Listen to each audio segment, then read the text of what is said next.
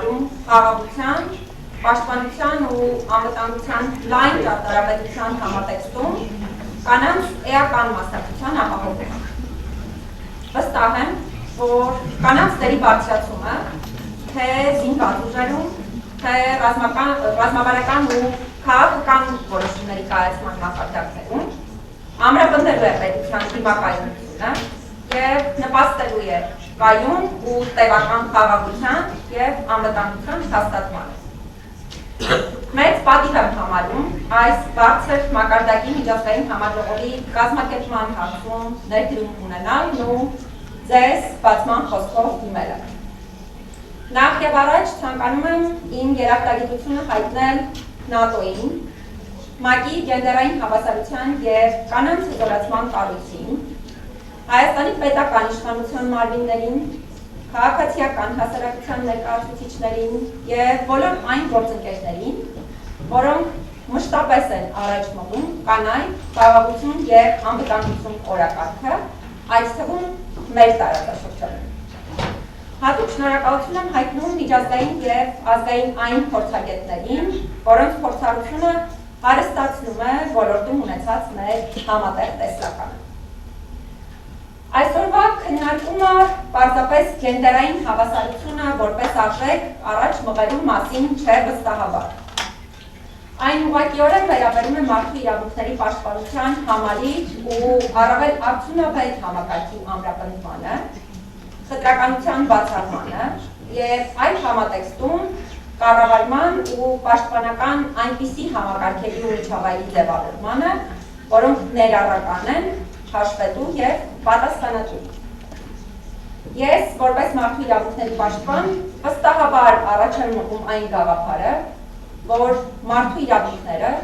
ժողովրդավարությունն ու անվտանգությունը ոչ միայն չեն հակասում,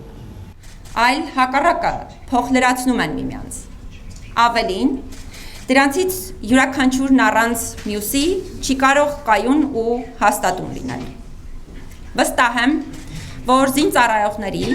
այդ թվում կին զինծառայողների իրավունքների ապահովումը հանդիսանում է երկրի պաշտպանունակության բարձրացման և կայունության հիմնական նախապայմանը։ Անվտանգային և պաշտպանության համակարգերում հավասար հնարավորությունների երաշխավորումը,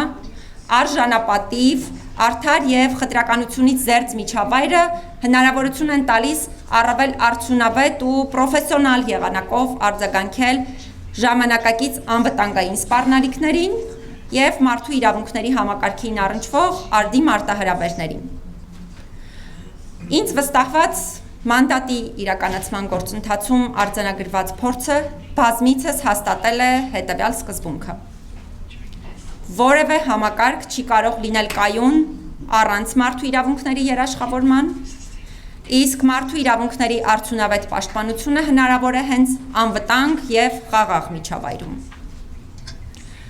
Պատվելի գործընկերներ,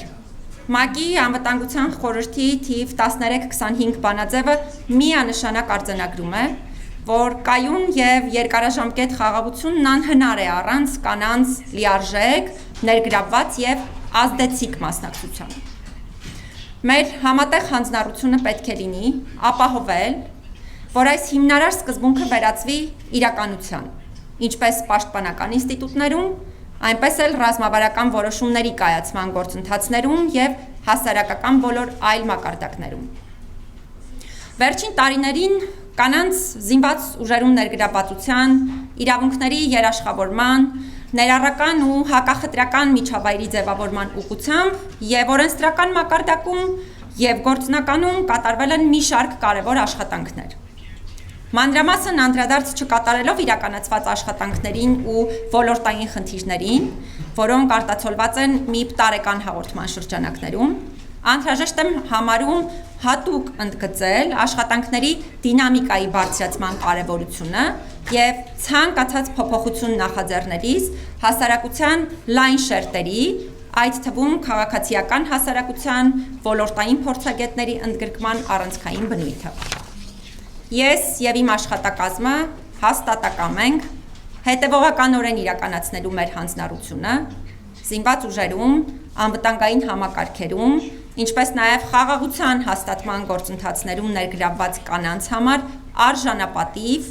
անվտանգ, հավասար և իրավունքների ժամանակակից չափանիշներին համապատասխանող միջավայր ամրապնդելու ուղղությամբ։ Շնորհակալ եմ և բոլորիս հաջողություն եմ մաղթում։